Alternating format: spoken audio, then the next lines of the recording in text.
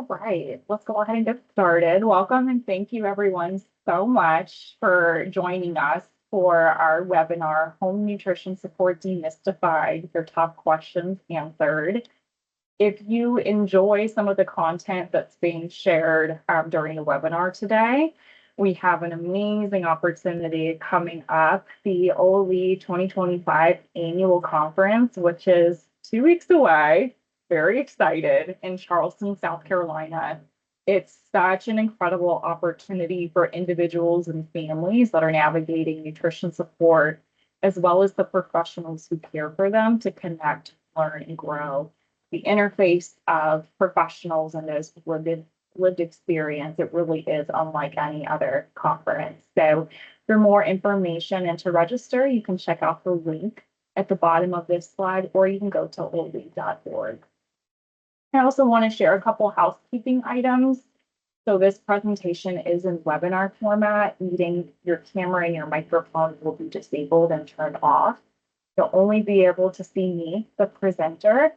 The chat and the raise hand feature of the webinar on Teams also going to be disabled, but you are able to utilize the Q&A function. It should be in the top up on your toolbar.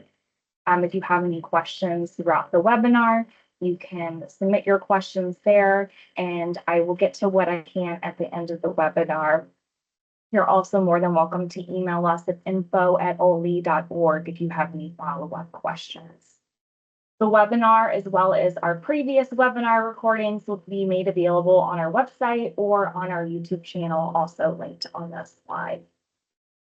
Just a friendly reminder too, the information that will be shared during this educational webinar is for informational, educational purposes only. As always, we advise you to consult with your healthcare team before making any changes to your care plan. So before we get started, I want to learn a little bit more about you all. Melissa, can you get our first question pulled up? It is live. So who are you? Tell us a little bit about yourself.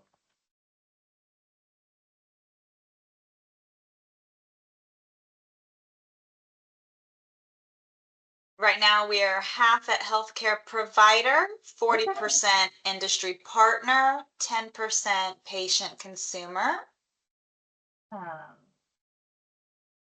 I love to see the blend of attendees. And thank you, Melissa, for saying that, because I realized I cannot see the poll since I'm sharing my screen. So thank you for that.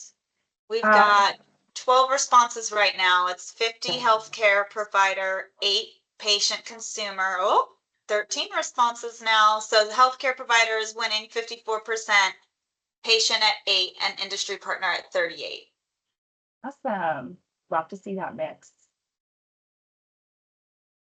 All right. And then I have one more question for you. What state or what location? Every now and then we have some international attendees. Are you logging in from today?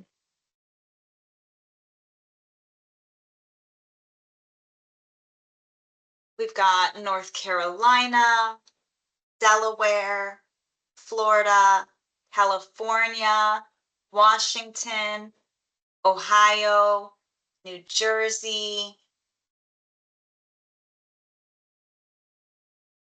I love it.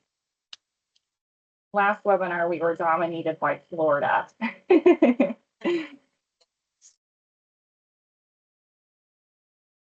Love it. Yeah. All right. Well, thank you so much for sharing a little bit about you. Without further ado, it's my pleasure to get things started and tell you a little bit about me. So hi, my name is Kaylee. The letters behind my name mean I'm a clinical dietitian. I'm also a certified health educator and a certified nutrition support clinician with experience in public health education, patient advocacy, and I've had the privilege to provide medical nutrition therapy in a variety of healthcare settings in the hospital, in outpatient clinics, and in the community and in the home infusion pharmacy setting.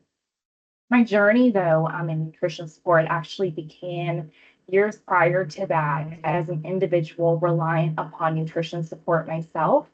And that's what ultimately inspired my career in clinical nutrition.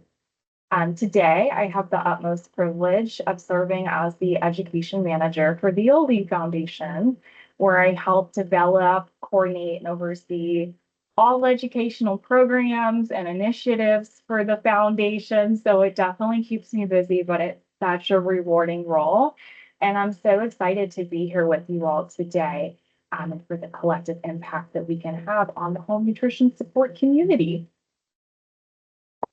But like I said previously, the information that I'll be going over during this webinar, it's educational only. And we hope that you can use this information to supplement the conversation that you're having with your healthcare team. I have absolutely loved the questions that this webinar has engaged and brought in from the community. So we're going to go over some of the most frequently asked questions. I'll alternate between enteral and parenteral as we discuss nutrition support. And I'll provide some answers, some general information about some of these trending topics.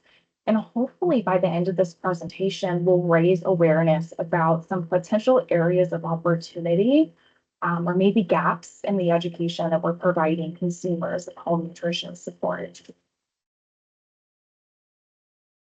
So the first question we got here is definitely a trending area of nutrition support.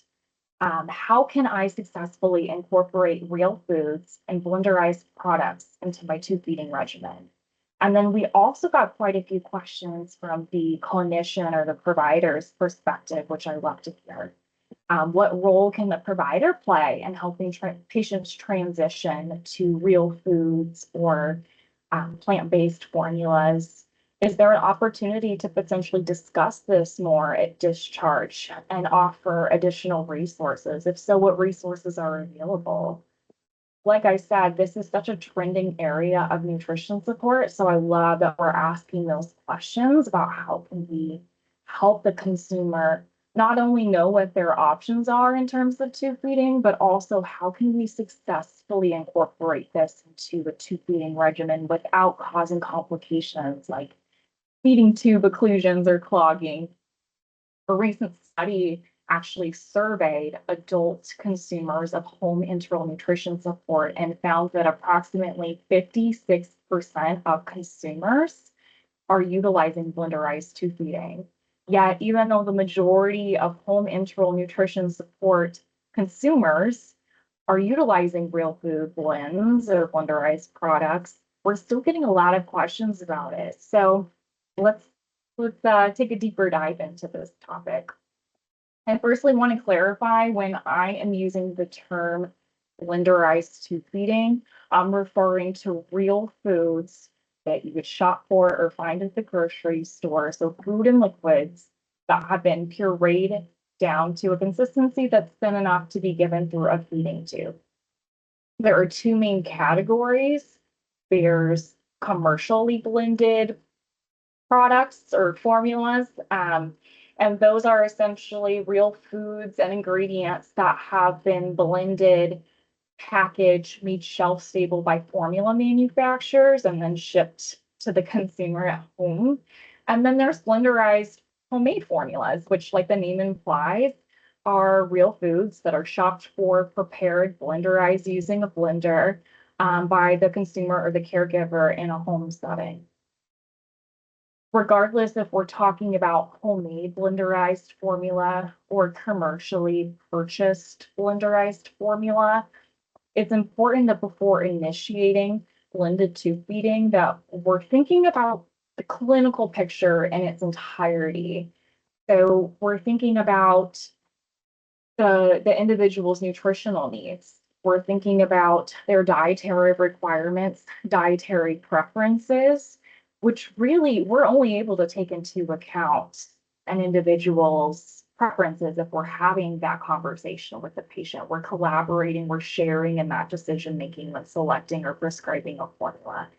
And then we're considering food safety issues if the goal is to make homemade blenderized products. So asking questions like, Is this individual, are they receiving medications or therapy, or do they have a health condition that compromises or weakens their immune system that would put them at an increased risk for foodborne illness? If so, homemade blenderized formula might not be the most appropriate way to go. What are their nutritional needs like? Do they have really concentrated high calorie and protein needs? Are they limited in terms of being able to feed at higher rates? Are they restricted in terms of the amount of volume or fluid that they can receive? This isn't necessarily a contraindication to utilizing blenderized products. It just might make it a little more challenging or requires some more strategic planning around recipe building or potentially fortifying formula to get or to meet that individual's higher protein calories. Outside of that clinical picture, it's also important to make sure that the individual or the caregiver has the adequate supports to successfully incorporate blenderized products.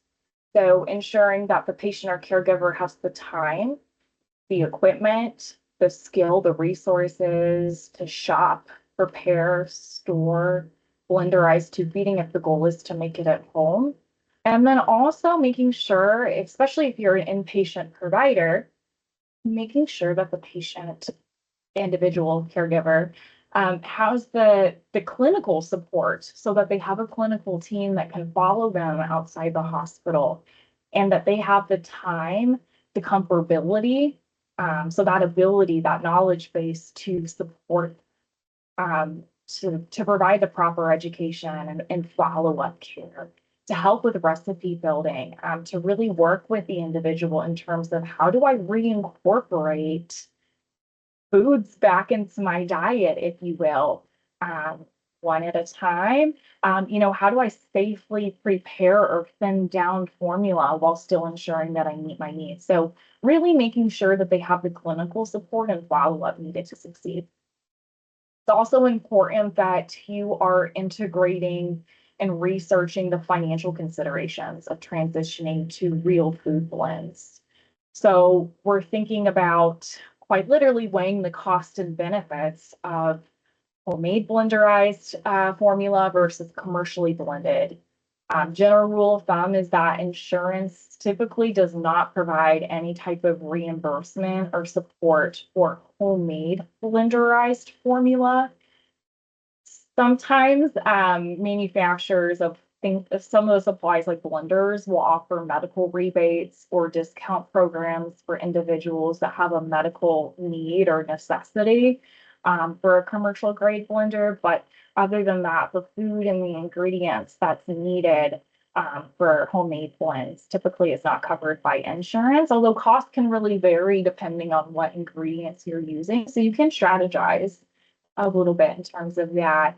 And weighing that against, if incorporating real foods is important, what level of healthcare coverage or support does your particular plan or coverage offer for commercially blended tube feeding? So weighing that and having that be a part of the decision making is important too when we're considering sustainability and being able to integrate this long term.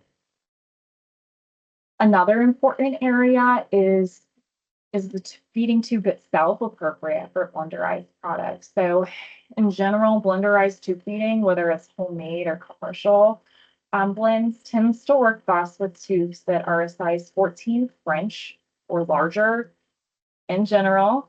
I have seen blenderized products work with smaller French size tubes, but in general, a larger bore or diameter tube, it allows for easier passage of blenderized food. Smaller bore tubes are just at higher risk for clogging or occlusion, so it might require some additional like thinning down of formula for smaller tubes, but for that reason, we do want to be conservative with nasal or post-pyloric tubes that might be smaller or require pumps. And I will get to that in just a moment. The good news is that comparing legacy style tubes, so kind of the older traditional style tubes that have that push type connection, comparing that to a lot of the newer feeding tubes that most institutions have transitioned to called InFit, which has a twisted lock type connection.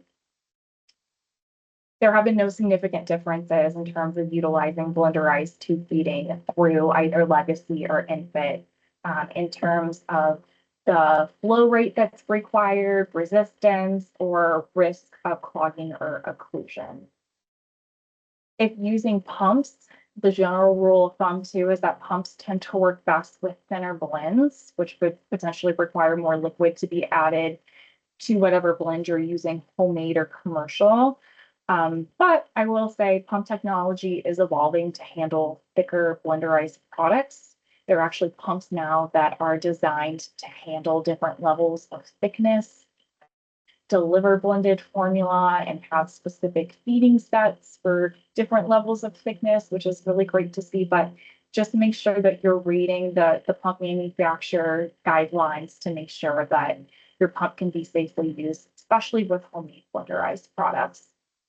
And with blenderized formula, we want to make sure if we are using a pump that we're following food safety guidelines and infusing it within that recommended time frame. So within 2 hours for homemade blends and following what's on the back of the formula label in terms of making sure you're safely infusing for commercial blends. With any type of tube feeding, it's also really important that we're properly flushing our tube with water before, but especially after we're feeding or we're giving medication through the tube. It's going to be important just to make sure that that tube remains clean and we're preventing clogging. Like I had mentioned, it's really important, if you're interested or wanting to incorporate commercial blends or to make your own blends, that you're working with a dietitian and your healthcare team to make sure that not only you have all the education that you need on best practices and how to utilize this, but also making sure that you have the resources and supplies that you need to succeed. In terms of resources, I included this QR code for the Aspen's recommendations and standards of practice for blenderized tube feeding. I actually pulled this chart from that best practice article. It is jam-packed with information. There are cookbooks. There are different resources for how to build recipes, teaching sheets, and other resources, both for providers and patients. Next up, and I absolutely love this question, how can I play a more active role in determining my medical device needs and what, how, where their place? And this is such an important question because choosing the right type of medical device in the context of this presentation, I'm referring to feeding tubes or central venous access devices or CVADs because it can make such a big difference in comfort level and health and care experience. There's a lot of different types of devices out there, CVADs and feeding tubes. Each one is designed for specific clinical needs, types of therapy, durations of therapies, your individual characteristics. So think for CVADs, like your venous access status, maybe your medical surgical history for both CVADs and feeding tubes, and personal preferences. So, and those preferences really underscore the need to be having that conversation with your healthcare team or to be included in that decision making. If the decision or conversation about proceeding with medical device placement is something that's been an ongoing part of your care journey, or you're planning for an elective procedure, so a non-emergent medical device placement, and you're able to prepare ahead of time, I highly encourage you to do some research, maybe try connecting with peers that have gone through similar experiences, and not being afraid to ask questions. So having that dialogue with your healthcare team. However, not everyone has the luxury of being able to plan ahead. Sometimes these decisions are being made quickly or are more acute or sometimes it's hard to even know where to start. So, it's easy for me to say no before you go and plan ahead, but it's difficult when you don't even know what questions you should be asking. So I put together some questions maybe you should consider asking. The QR code is actually a toolkit, but the OLE Foundation has questions to ask your provider, a discussion toolkit before getting a CVAD or central venous access device. A similar guide for feeding tubes is currently under development, so stay tuned. Some examples of questions to consider asking: what options are there in terms of a CVAD or a feeding tube? What are you considering for me? What are alternatives out there? What choices will I have in the future? So, for example, for feeding tubes, initially, when you get an abdominal feeding tube, it's typically in adults a standard dangler style tube with external tubing. But in the future, most individuals with feeding tubes are eligible to convert to a lower profile or button style tube. Asking about what options there are in terms of brands, like shapes, styles, and how you would potentially acquire particular brands. Most hospitals have contracts with different manufacturers. So, they might offer or say that you have, access to just one particular brand. But it's important to advocate for yourself. If you feel like you really want another brand, ask how you can go about acquiring that. How will you be receiving your nutrition, and why is this the best option for receiving your nutrition? How will it change my day-to-day living? And this is going to vary depending on your lifestyle, your functional abilities, your social supports, and ultimately your goals of care. And that really deserves to be communicated from the source, you. How will the location be determined on my body? What additional supplies will be needed? What about insurance coverage? What are some common challenges and how can I prevent them from happening? How will the device be placed? What are the risks and benefits of this procedure? That will likely vary depending on the placement options. So comparing bedside placement versus endoscopic, surgical, or interventional radiology. Who will be managing the device? How will I know when my device needs to be replaced? How often? So also thinking about the daily care and maintenance of the device that might be overlooked when you're getting that device initially placed. As always, OLE is here to support you regardless of what stage you are in your journey.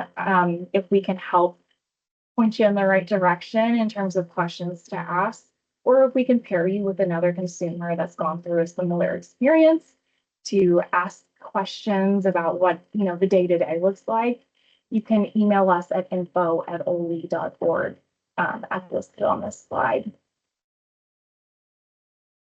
We get a lot of questions for this presentation and from the community about navigating potentially enteral formula tolerance or navigating symptoms that are occurring alongside tube feeding.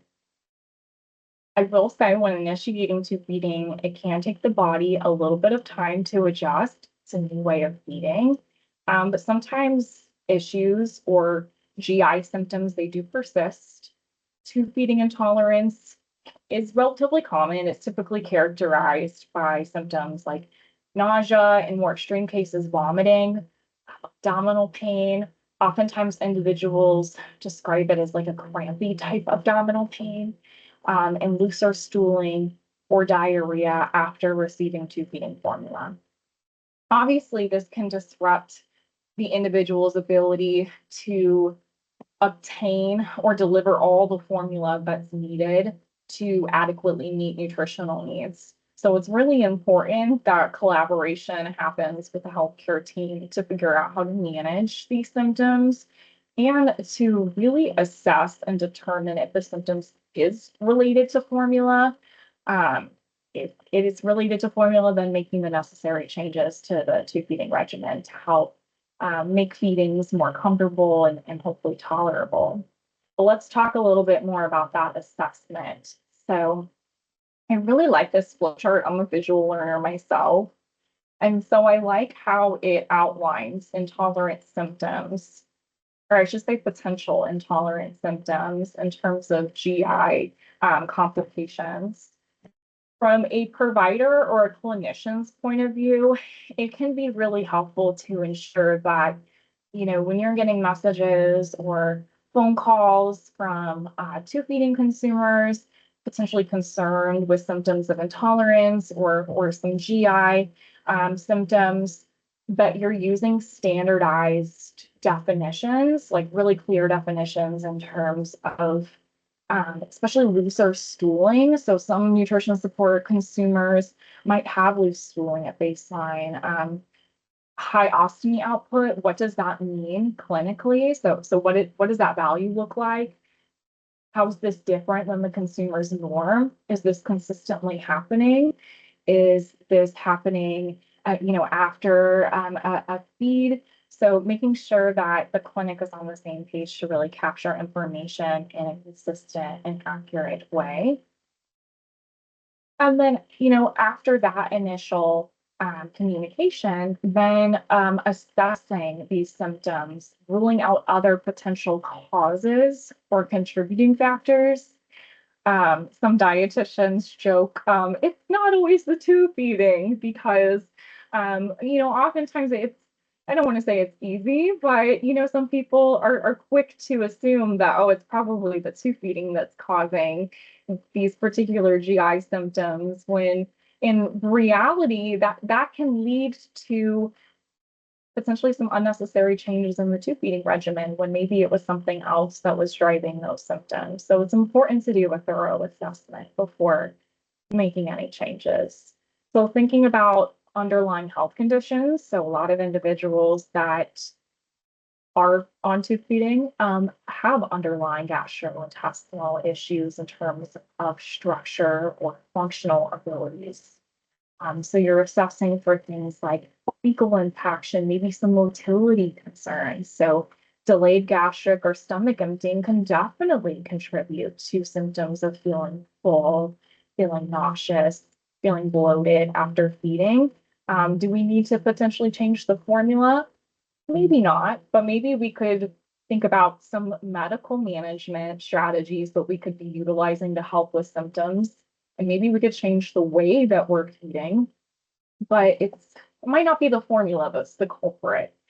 We're ruling out things like bowel obstructions or GI obstructions that could be contributing. We're thinking about medications. So oftentimes, if medications are being given through a tube, they're prescribed in liquid form, if possible. Liquid medications tend to be high in sorbitol, which can definitely cause symptoms of bloating, GI upset. Other individuals might be started on medications in the hospital that cause some overlapping symptoms. So think antibiotics, which are common culprit with GI side effects. We're also thinking about infectious illness, so GI bugs like C. diff that could potentially be contributing to frequent loose stooling, increased output, and other GI symptoms. And then lastly, we're just confirming that the tube is properly positioned and that isn't contributing to any signs of intolerance or GI symptoms. I also recommend thoroughly reviewing the tube feeding regimen. So asking the individual on tube feeding, how are you administering your formula?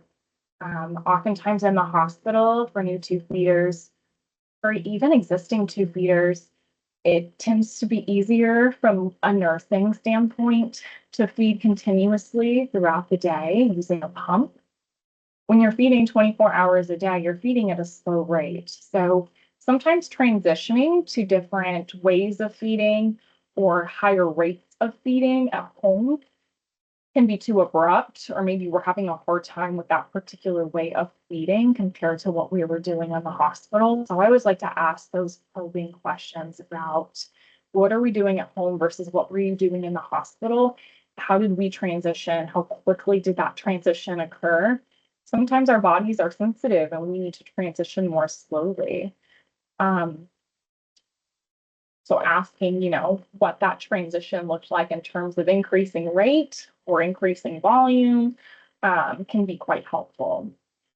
Also asking about how formula is being prepared, how it's being stored, at what temperature is it being given, and we're following proper administration techniques. So food safety precautions, such as we don't want to be using formula that's been open and left out at room temperature longer than what the formula manufacturer says on the label.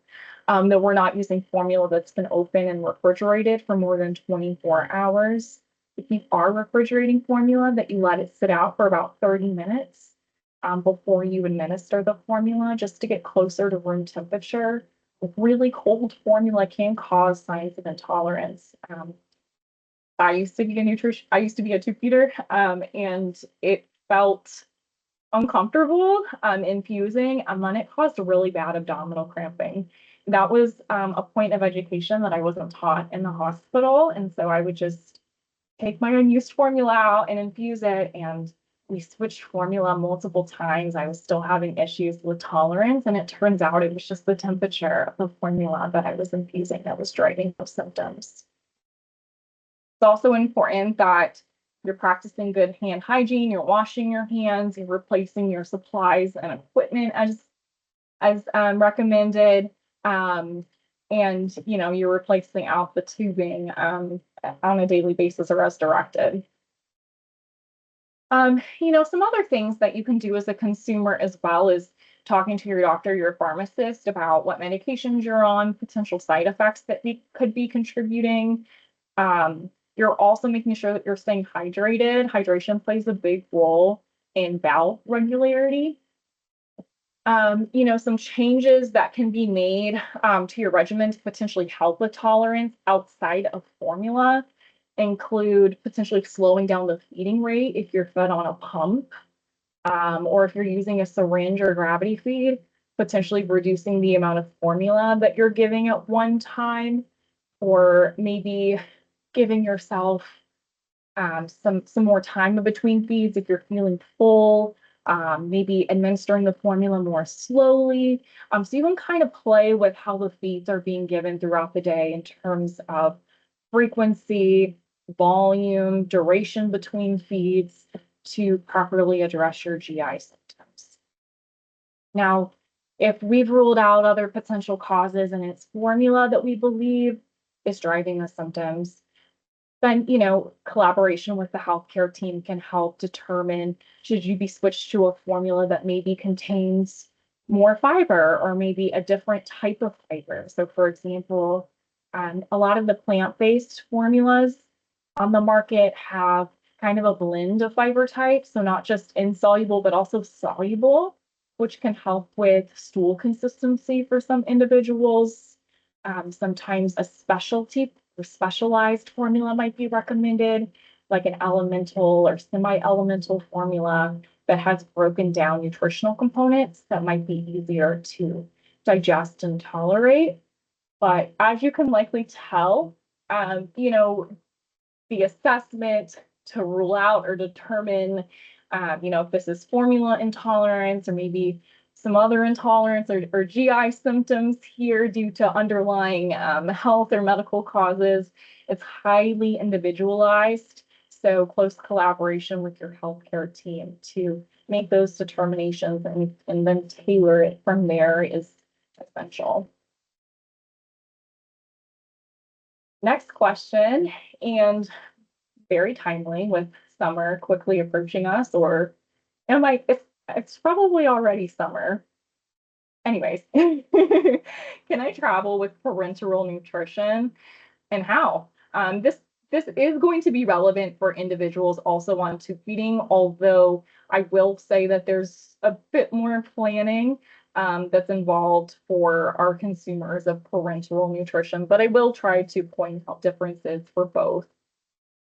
Travel can be super exciting. It can also be unpredictable, whether you're a nutrition support consumer or not. And so that's why it's so important to make sure that you're as prepared as possible before taking off for your trip. So I put together some resources and tips to hopefully help, because the answer to this question is yes. Yes, you can travel. I mean, think about our OLE conference coming up. We're going to have hundreds of nutrition support consumers there traveling from all different parts of the country, which is amazing.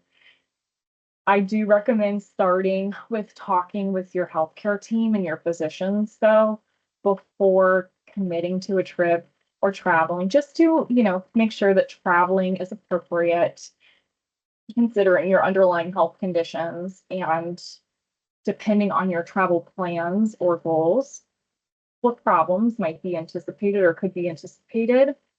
Find out while you're traveling if your doctor or another provider within that practice can be made available by phone during your trip if anything does pop up.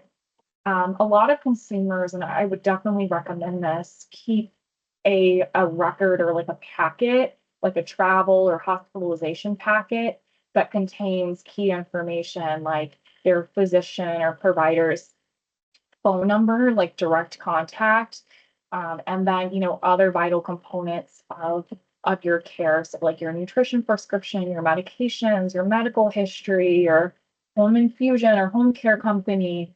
Um, it's also helpful as part of this packet if you ask your healthcare provider ahead of time to write a letter explaining what your health needs are, your need for supplies while you're traveling, especially if you're traveling out of the country, if you're traveling by air or with large volume infusion bags, which most TPN consumers will be, well, and if you're controlling with or traveling with controlled substances, so think pain medications, it's better to have and not need than the other way around. So having that letter on hand can just be a safeguard there for you. If your doctor's office doesn't have a template or isn't super familiar with writing these letters, we also has free templates available on our website on our travel page for your healthcare team to utilize. Plan ahead for emergencies. So have a plan of action in case something happens. So wherever you're traveling to, think about where the nearest medical center is, where's the nearest urgent care. Ask your doctor if they have any contacts or know anybody in the area local to where you'll be staying that has experience in nutrition support.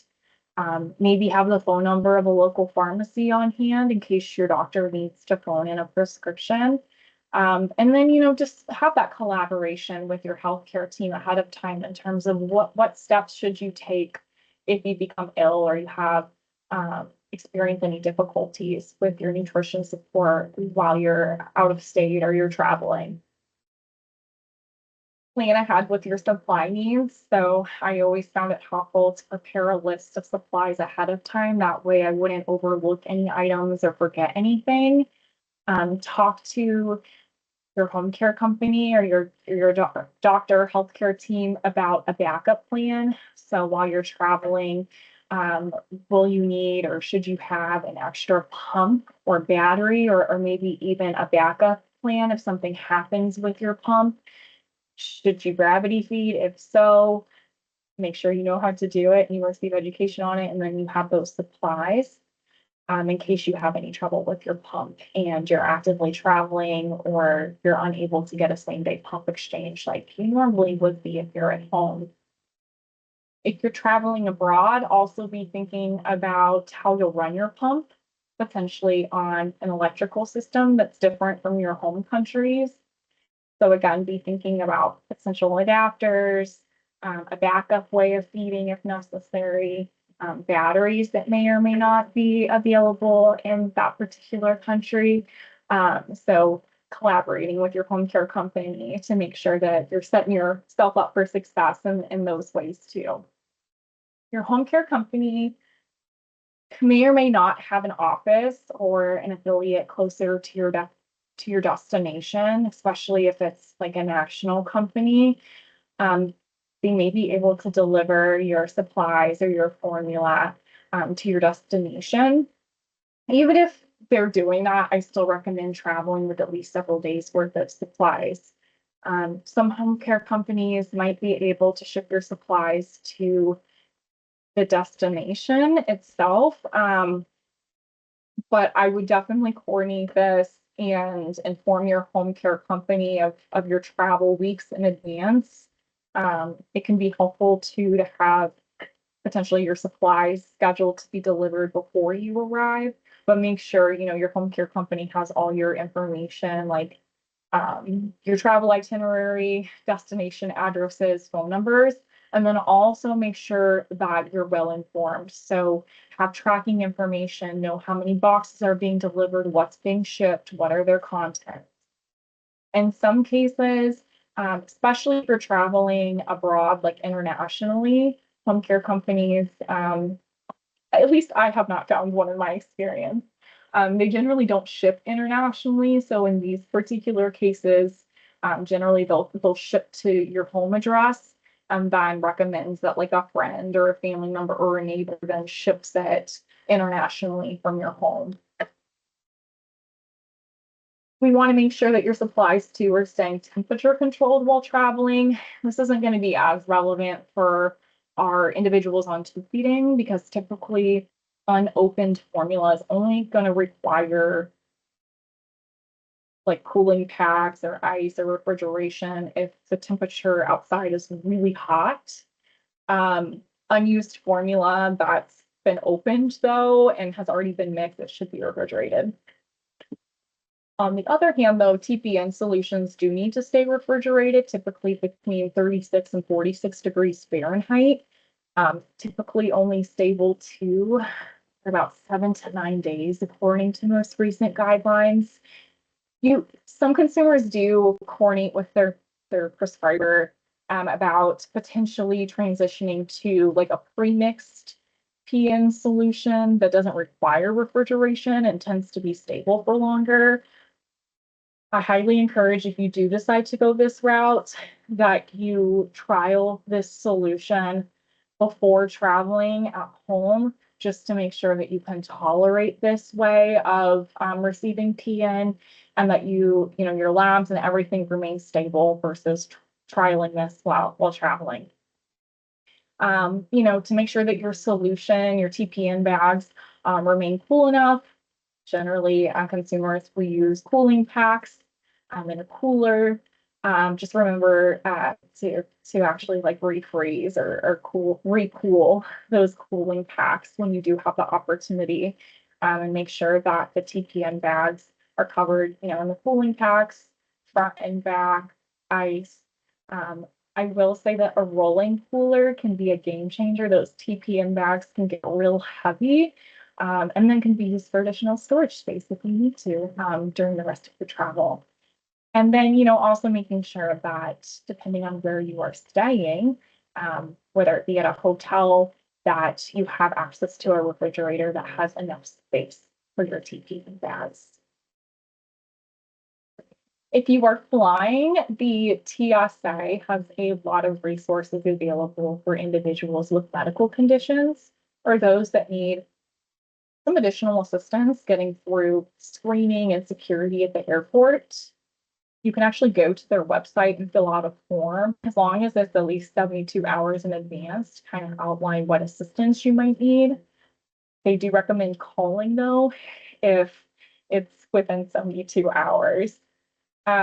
If you need more assistance getting through like the airport itself, like through a wheelchair, or you need some assistance like with priority boarding, they recommend calling the airline directly versus TSA cares. But you can go to their website to learn more information about how to receive some additional support navigating the airport. Up next, we have what are some general standards of practice for feeding tube site care and maintenance, which, oh my gosh, I could do an entire presentation on. But this just underscores the fact that we could probably be doing a better job of not just educating new tube feeders on how to get formula through the tube, but how to care for the tube site and how to maintain the feeding tube over time. So these are some of the questions that we received from the community in particular. Cleaning. So cleaning the skin around your feeding tube is such an important part of daily care. It's going to help keep the skin healthy and avoid complications like irritation, infection. So once a day, the standard practice is recommending to clean the area around the feeding tube just with mild soap and water. Needed, you can use a Q-tip or even a small piece of gauze can be used to clean underneath the bolster. You can see the pictures on the top two ones on this slide demonstrating that. And then after you've kind of gone underneath the tube gently, don't scrub real hard, but you cleared up maybe some of the discharge or mild crusting around the tube, then pat this can dry around the tube with another clean piece of gauze or washcloth. I would definitely consult with the healthcare team though before using any additional products. So even creams or ointments around the tube, cleaning products, because this can contribute potentially to some skin breakdown or irritation. Also ask your healthcare provider, especially if you have an abdominal gastric feeding tube, if you should be rotating the tube once clockwise daily to also help with skin health and stoma health. This should not be done with tubes that have a J-port, jejunal postpyloric access. In general, healed tube sites don't require dressing, meaning like gauze or those cute like little tubey pads that you might be able to find on Etsy or Amazon. So check with your healthcare team if you feel like you do need dressing. The issue with dressing is that they have the tendency to trap moisture around the tube site. Some of those like little tubey pads too can potentially contribute to friction and irritation. So although they are awfully cute, and sometimes they can catch some of that discharge that's coming out, check with your healthcare team first just to make sure it's appropriate, not doing more harm than good. If you have a nasal feeding tube, you'll also want to clean around the tube at least once daily. You can use a clean washcloth or cotton swab. Cotton swab or Q-tip is probably going to work best. That's been moistened with just some warm water. Again, just to clear up that discharge and make sure that things are staying clean. Another important component of cleaning around the site and caring for the site is making sure that your feeding tube is remaining secure. So there's no additional tugging, pulling, friction that's happening. We're using tape or maybe a belt to keep the external components of the tube secure and stable throughout the day. Daily, it's also important to be taking a look at the skin around your tube for redness, swelling, increasing discharge, and new or worsening pain. May be normal to see some drainage. Typically, this drainage around the feeding tube site, the stoma, it's going to be kind of mucus-like in nature. It might crust a little bit. Again, especially after you get that abdominal tube initially placed. But some discharge day to day can be normal. It's important to talk to your healthcare provider though about what is normal, like what to expect with time, when you should be reaching out, when you should be concerned as it pertains to discharge around the tube. You'll also want to monitor your tube in terms of how it's sitting on you. So we get a lot of questions from the community regarding like leaking of the tube. Leaking is not normal. Something that we can do to prevent leaking over time is making sure that you have an abdominal feeding tube, that the bolster, basically the piece of the feeding tube in that top picture, there's a piece of gauze underneath, that's sitting flush with the skin, not being tugged or pulled in and really depressing the skin. And there's also not a big gap in between the bolster and your abdomen. A leaking tube can happen for a lot of different reasons. It can also contribute to complications over time. So particularly skin breakdown or irritation. If the tube is held in place by a balloon, which is most common, but sometimes there are other types of internal um, bolsters. So like hard plastic versus balloons. If your tube has a balloon, it's typically indicated, as you can see in that bottom picture, by a marked external balloon valve. Typically, the amount of water that the balloon is filled with is either indicated on the valve itself or in the manufacturing guide. You can also talk to your healthcare provider. If trained to do so, like if your feeding tube is spinning kind of funky, you can verify that the balloon is properly inflated. Or maybe if it's been deflated or if it's become ruptured, your tube needs to be replaced by attempting to draw out um, the volume from your balloon using a syringe into that balloon valve. In these particular instances, the tube will likely need to be replaced if it's been ruptured and you're not getting any fluid out. Other potential causes of leaking could include damage to other parts of the tube or tube migration. These are definitely reasons to be reaching out to your healthcare provider. In general, the standard of practice for checking balloon volume is anytime you feel like the tube is spinning strange, kind of verifying if it's been filled to the correct volume or if there's issues with the balloon, or at least once monthly. I would ask your healthcare team if you've been properly trained to do so, how you should get that verified and assessed regularly. Another maintenance strategy for preventing tube breakdown or other tube issues that could contribute to leaking is making sure that your tube is being changed regularly. And I feel like this is not standardized and sometimes overlooked for our adult consumers. Generally, tubes with a hard plastic internal bolster, they tend to hold up a little longer, like upwards of a year. Generally, balloon anchored devices need to be replaced every, I would say, 3 to 6 months, although this can vary depending on how the tube is being used. It's being used daily for nutrition versus occasionally for like medications and venting and water. So ask your provider about when you'll need to come in or how often tubes need to be changed. This is going to be a lot more frequent and different for our pediatric consumers that are growing and will quite literally outgrow their low profile tubes. So the replacement for those devices are going to be more frequent. And then collaborate with your healthcare team about activity restrictions. You shouldn't be severely or significantly limited in terms of activity just because you have a tube.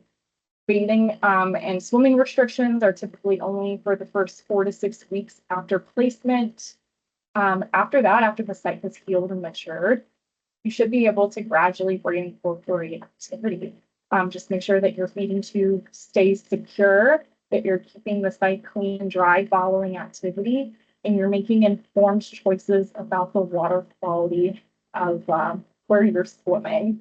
And the CDC has some really great resources regarding that. Our last question is, how can I explain to people like what I'm going through as the PN or a nutrition support consumer in a way they might better understand nutrition support journey? So there's no right or wrong way. These points are somewhat from like what I've learned along the way in my health journey. But again, this at your own discretion, no right or wrong here. I think it's important to recognize that by opening up and talking, it might help you better find support, might help you feel a little less alone. But you don't owe anybody an explanation. You don't have to tell people why you're taking more frequent bathroom breaks, why you're not eating at meals, why you're always carrying around a backpack. But if you are comfortable with your condition, it can sometimes be like liberating to open up. It can also help sometimes alleviate like additional unwanted questions or attention, but it's all up to you. Be as open and honest as you feel comfortable. I also find that it's helpful to explain my health or my health condition in terms of like 3 main points. So why does it happen?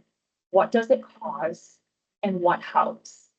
So I'm telling them about my triggers, the concept of it kind of flaring up, what makes it better, what makes it worse, and how can they potentially help. So this lets others know how they can support you. Oftentimes, people show concern or they ask questions because they want to help and they just don't know how. So sometimes clearly explaining or like outlining, like you can help by doing X, Y, Z, can really, you know, shed some light on how they can kind of be there for you in a way that's productive and helpful.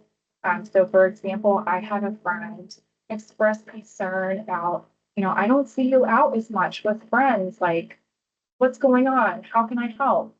And I explained to her that it was really stressful for me to hang out with friends because all the social functions were like surrounding food. And that made me feel really anxious because I wasn't able to eat at the time I was on to eating. And so she's like, well, how can I help? And I said, I would love like an emotional support buddy to tag along to these outings so that I don't feel so like anxious or uncomfortable. Um, and honestly, like I found myself just like lost in conversations, like having a great time with her and catching up that I left feeling full, even though I wasn't participating in the eating component of the evening. I was so glad I opened up. And honestly, like her presence and her encouragement like made the world of difference for me at the time. On the flip side, you can also tell friends about things that or family that aren't helpful. So like the unsolicited advice.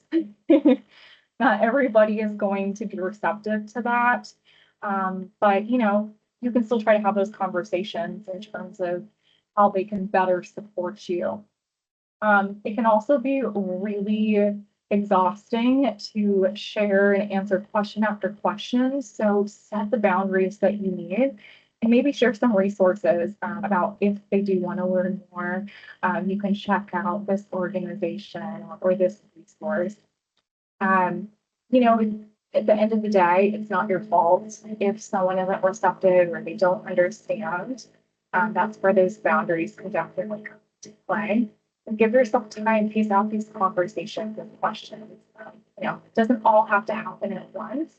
At the end of the day, you have to prioritize yourself and your mental health so that you can take the best care possible of yourself and get the support that you need to set yourself up for success.